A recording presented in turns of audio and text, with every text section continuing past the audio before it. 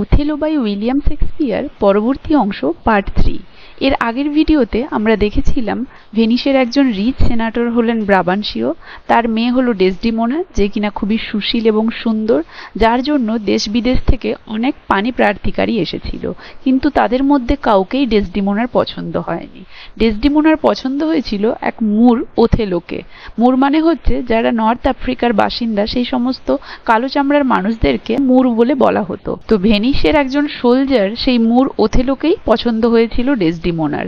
এই মুর ওথেলো, যে কিনা একজন সৈনিক ছিল, সে যুদ্ধক্ষেত্রে তার সাহসিকতার জন্য জেনারেল বা সেনাপতির পদে উন্নীত হয়েছিল এবং সমস্ত রাজ্য জুড়ে পূজিত আর সম্মানিত হয়েছিল। এই জেনারেল ওথেলোর বিভিন্ন যুদ্ধক্ষেত্রে তার সাহসী অভিযান এবং সেই সমস্ত অভিযানের যে রোমাঞ্চকর গল্প, সেই সমস্ত কিছু শুনে ডেসডিমোনা তার প্রেমে পড়ে গিয়েছিল এবং তার প্রতি তার যে ভালোবাসা সেটা সে ইনডাইরেক্টলি শো করেছিল, যেটা বুঝতে পেরে ওথেলো খুশি হয়েছিল এবং ওথেলো ডেসডিমোনার প্রতি তার ভালোবাসা প্রকাশ্যে ডেসডিমোনাকে জানিয়েছিল যে সেও ডেসডিমোনাকে ভালোবাসে এবং নিজের ভালোবাসার কথা ডেসডিমোনাকে জানিয়ে সে ডেসডিমোনার সাথে নিজের বিয়ের সম্মতি ডেসডিমোনার কাছ থেকে লাভ করেছিল।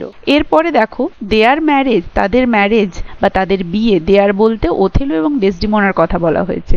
তাদের বিয়ে which thought was privately solemnized, thought যেটা ভাবা হয়েছিল ওয়াজ প্রাইভেটলি সোলেমনাইজড, প্রাইভেটলি মানে একান্তে, সোলেমনাইজড মানে হচ্ছে অনুষ্ঠান পালন করে, মানে তাদের বিয়ে যেটা হয়েছিল সাধারণত একান্তভাবে, মানে কেউ জানছিল না তাদের বিয়ে হয়েছে, could not be kept a secret for long, বেশি সময় ধরে আর গোপনে রইল না, মানে তাদের বিয়ে যেটা সম্পাদিত হয়েছিল একান্তে সেটা আর বেশি সময় ধরে গোপন রইল না, মানে কিছু সময় পরেই সবাই জেনে গেল।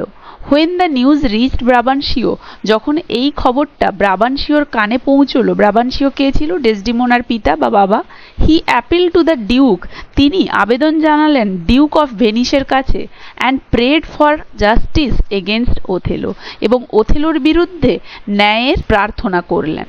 অ্যাকিউজিং হিম, তাকে দোষারোপ করে, কাকে? ওথেলোকে, হিম বলতে Othello, of casting spell, casting মানে হচ্ছে নিক্ষেপ করা, স্পেল মানে জাদুমন্ত্র, তাহলে তাকে দোষারোপ করে যে সে জাদুমন্ত্র করেছে, অ্যান্ড উইচক্রাফট, উইচক্রাফট মানেও জাদুবিদ্যা, এবং জাদুবিদ্যা করেছে to seduce the gentle Desdemona, seduce মানে হচ্ছে পটানো বা প্রলুব্ধ করা, প্রলুব্ধ করেছে সে সেই সুশীল ডেসডিমোনাকে, উইনিং হার হার্ট, এভাবে তার হৃদয় জয় করেছে, and marrying her without taking the consent of her father, এবং তাকে বিয়ে করেছে তার বাবার সম্মতি ছাড়াই। তাহলে ডেসডিমোনার সাথে ওথেলোর এই একান্তে বিয়েটা, যেটা কিনা গোপন ছিল, সেটা বেশি দিন আর গোপন থাকলো না। শীঘ্রই এই খবরটা চলে গেল ডেসডিমোনার বাবা ব্রাবান্সীয়র কানে, এবং তিনি গিয়ে ভেনিসের ডিউকের কাছে আবেদন জানালেন যে তাকে যেন জাস্টিস দেওয়া হয়, কারণ তার অভিযোগ ছিল ওথেলোর বিরুদ্ধে যে ওথেলো তার মেয়েকে জাদুমন্ত্র বলে ফুসলিয়ে বা প্রলুব্ধ করে, তার উপরে জাদুবিদ্যা করে, তার হৃদয় জয় করে তাকে বিয়ে করেছে তার বাবার সম্মতি ছাড়াই। অতএব ডিউক যেন এই অন্যায়ের বিচার করে তাকে ন্যায় দেয়, এই অভিযোগ সে ডিউক অফ ভেনিসের কাছে গিয়ে জানালো। মেনওয়াইল এদিকে the state of Venice was in urgent need of Othello, ভেনিসে ওথেলোর জরুরি দরকার পড়লো। তাহলে এদিকে ভেনিসে ওথেলোকে জরুরি দরকার পড়লো, urgent need. The Senate received a news, Senate, Senate মানে বলেছি মন্ত্রিসভা, group of politician who have the most power to make law in a government. তাহলে দ্য সেনাট রিসিভড, সেনাট গ্রহণ করলো, আ নিউজ, একটি খবর, দ্যাট দ্য টার্ক, যে তুর্কিরা, had set sail a fleet with mighty preparation, যে তুর্কিরা তাদের নৌবহর রেডি করে পাল তুলে দিয়েছে, মানে তুর্কিরা তাদের নৌবাহিনী নিয়ে এগিয়ে আসছে উইথ মাইটি প্রিপারেশন, মাইটি মানে সাহসী, প্রিপারেশন মানে আয়োজন, খুব সাহসী আয়োজন করে, ফর হস্টিলিটি, হস্টিলিটি মানে প্রতিকূলতা বা শত্রুতা, and they were moving towards in the island of Cyprus with the intent to regain it from the Venetians। তাহলে কি বলেছে যে এদিকে ভেনিসের জরুরি দরকার পড়লো ওথেলোকে, কারণ ভেনিসের সেনাটের কাছে বা মন্ত্রিসভার কাছে একটা খবর এসেছে, বা ভেনিসের মন্ত্রিসভা একটা খবর গ্রহণ করেছে যে তুর্কিরা তাদের নৌসেনা নিয়ে খুব দ্রুত এগিয়ে আসছে, সাহসী প্রিপারেশন নিয়ে শত্রুতা বশত, এবং তারা দে ওয়্যার মুভিং, এবং তারা এগিয়ে আসছে towards the island of Cyprus, Cyprus দ্বীপের দিকে উইথ দ্য ইন্টেন্ট, এই অভিসন্ধিতে, টু রিগেইন ইট, এটাকে পুনরায় লাভ করতে, ইট বলতে সাইপ্রাসকে, ফ্রম দ্য ভেনেশিয়ানস, ভেনিসবাসীদের কাছ থেকে। কারণ সাইপ্রাস ছিল ভেনিসের কলোনি, তাই বলেছে ভেনিসবাসীদের কাছ থেকে সাইপ্রাসকে আবারও উদ্ধার করতে তারা নৌবাহিনী নিয়ে এবং খুব সাহসী প্রিপারেশন নিয়ে তারা খুব দ্রুত শত্রুতাবশত এগিয়ে আসছে সাইপ্রাস আক্রমণ করে এটাকে পুনরায় ভেনিসদের কাছ থেকে উদ্ধার করার জন্য। In this state of emergency, এই আপৎকালীন অবস্থায় Othello was deemed as the most competent general to defend Cyprus against the invasion of the Turks. তো কি বলছে, in this state of emergency, এই আপৎকালীন অবস্থায় ওথেলো ওয়াজ ডিমড মানে গণ্য হওয়া, ওথেলো গণ্য হয়েছিল অ্যাজ দ্য মোস্ট কম্পিটেন্ট, সব থেকে বেশি দক্ষ জেনারেল, সেনাপতি হিসেবে, টু ডিফেন্ড, রক্ষা করতে, সাইপ্রাসকে এগেনস্ট দ্য ইনভেশন মানে আক্রমণের বিরুদ্ধে, অফ দ্য টার্কস, তুর্কিদের।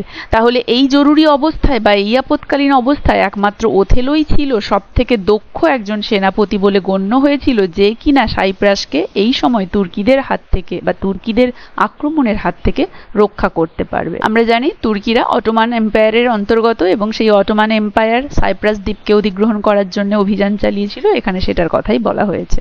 হেন্স, অতএব, Othello was summoned before the senate, অতএব ওথেলোকে ডেকে পাঠানো হলো সেনাটের সামনে, মানে সেই মন্ত্রিসভাতে। হি ওয়াজ দেয়ারফর, অতএব সে, কল টু দ্য সেনাট, সেনাটে তাকে ডেকে পাঠানো হয়েছিল, বোথ অ্যাজ আ ক্যান্ডিডেট, দুভাবেই, একজন প্রার্থী হিসেবে, for a notable employment and esteem, একটি মহৎ কাজের জন্য এবং সম্মানজনক কাজের জন্য, অ্যাজ ওয়েল, পাশাপাশি, অ্যাজ আ কালপ্রিট, একজন অপরাধী হিসেবে, চার্জড উইথ অফেন্স, অভিযুক্ত অপরাধে, বাই সেনাটর ব্রাবানসিওর দ্বারা, মন্ত্রিসভার সদস্য ব্রাবানসিওর দ্বারা। অতএব ওথেলোকে সেনেটে ডেকে পাঠানো হয়েছিল দুদিক থেকেই, প্রথমত এই মহৎ কাজে এবং সম্মানজনক কাজে তাকে নিয়োগ করার জন্য, আর দ্বিতীয়ত সেনাটর ব্রাবানসিওর যে অভিযোগ ছিল ওথেলো একজন অপরাধী, সেই হিসেবেও তাকে ডেকে পাঠানো হয়েছিল সেনাট। তাহলে দেখো, ওথেলোর সাথে ডেসডিমোনার যে গোপন বিবাহ হয়েছিল সেটা ডেসডিমোনার পিতা জানার পরে